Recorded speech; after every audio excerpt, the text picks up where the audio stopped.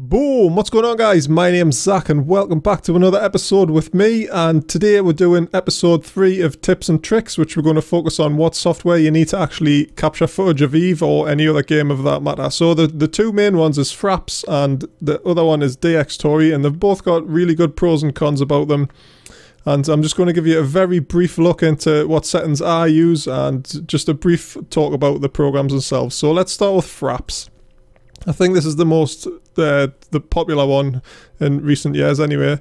So Fraps is really cheap to download, even though there is like tons and tons of like crack copies you can get out there. But I've actually bought mine with the proper license and stuff because I use it so much. I thought, why not support the devs that way?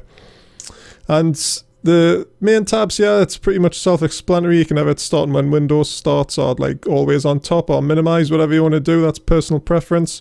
One of the main ones to record your actual desktop, like I'm doing now, is this Monitor Aero desktop, and this feature gets overlooked quite a lot by a lot of people that use Fraps, so this one's definitely one to keep an eye on. The FPS tab, that's just for doing benchmarks and stuff like that, which I'm not really interested about. And this Movies tab is the main important one we're going to be talking about and looking at. So on the top here you can see folders to save movies in. You can change that, so I've got mine on me recording drive.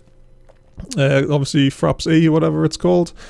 And video capture hotkey, again personal preference.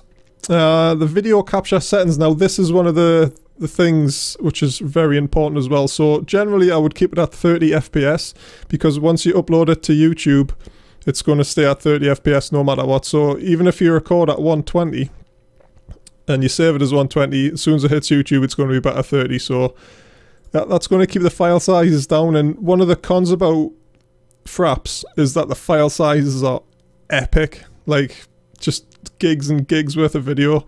So that's what you've got to be really worried about with Fraps. You need to make sure you've got a really big hard drive if you're going to be recording, like especially like long gameplays, like Let's Plays or stuff like that.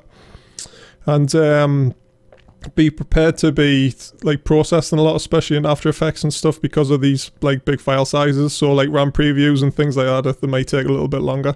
But I mean, sometimes I do record at 60 or even 120 frames a second in games, and that's basically just to do some super slow-mo stuff in After Effects afterwards. But generally I would keep it at 30, and obviously full size. So if you're recording at 720p it'll obviously capture that, or 1080, but that's pretty much all that important stuff there. You don't want to split the movies every 4 GB because that will give you tons of files. Like for a 5-minute clip it'll just give you like 10s or 20s worth of the little files to be editing on with, and that's just a pain in the arse. So leave it to one big file and then you can chop it up in After Effects or whatever editing software you use. Moving on to the sound, that's pretty self-explanatory as well. It's pretty good because you can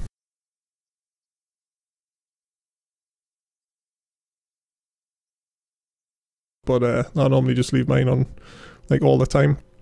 Another good one for Eve is hide mouse cursor. So if you're doing some like passing shots or more of a movie style video, that'll hide your mouse, so you haven't got to worry about placement for that. But I normally leave it off. Lock frame rate and all that, I wouldn't really worry about that. Same with the screenshots, unless you mess about with that. So that's basically Fraps in a nutshell right there. So you've got really good quality, big file sizes, and pretty much ease of use. I mean, it is so simple to set up just like that. So that's the one I prefer for Eve anyway. So we'll just quickly move on to Dxtory. And this one looks really complicated and stuff like that, but it's really not. There's only a few features you need to sort of get your head around how it works. So Dxtory is pretty cheap as well. It's definitely, like I say, worth recommending, like buying the proper licenses, or obviously if you're a tight ass, just go and like hack it somewhere. But the main tabs here, normally I've got everything kept on the defaults. You can actually change the colors of the frames, so when it's yellow on your screen it'll not be recording, when it's red it is recording. So that's pretty simple, but you can change that to your personal preference. Your folders, again, we just need to pick what hard drives we're going to be playing or recording to, and you can actually record to 2 hard drives at the same time if you really wanted to, which is a really good feature. And you can also run tests on your hard drives to see how much they're going to, like how fast they are and good for recording they are. So that's pretty good, but anything over sort of 80s sort of fine for 30 FPS 1080p. And you've got your basic options for push to talk and screenshots and stuff, and the important one here, which is the capture hotkey, which I've got decimal, always have that.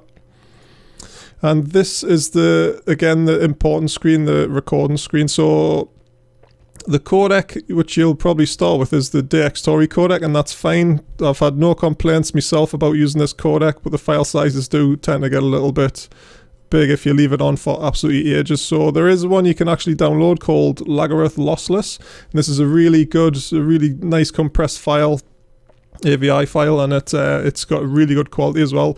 And I'll try and leave a link in the description if I remember, but if not, just Google it or YouTube search this Lagareth Lossless codec and you'll be a download straight away for it. Again, frame rates, you can change what you want. Recommend keeping it on 30 just for ease of use. All these keyframes, just make sure that quality is on 100 there, then you'll be fine. Your file output, that'll make sure it's going to the actual folder where you set in the hard drive options, and AVI, that's a good. And scaling as well. Now this is one of the really good things about Dxtory.